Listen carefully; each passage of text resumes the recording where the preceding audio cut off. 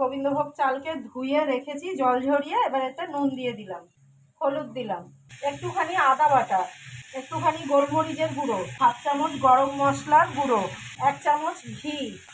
এবার এটা ভালো করে মেখে আধ ঘন্টা রেখে দেবো।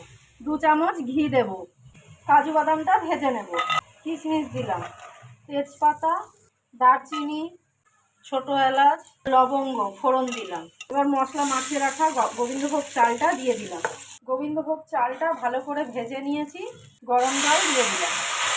আমি এই কাপ মেপে 4 কাপ চাল নিয়েছিলাম, তাই জন্য 8 কাপ জল দিয়েছি। পোলাওয়ের জলটা শুকিয়ে গেছে, এবারে চালটাও আমার সেদ্ধ হয়ে গেছে। ভেজে রাখা কাজু কিশমিশটা দিয়ে দিলাম, চিনিটা এবার ওপর দিয়ে দিলাম। ওপর থেকে এবার আমি 2 চামচ ঘি দিয়ে দিই।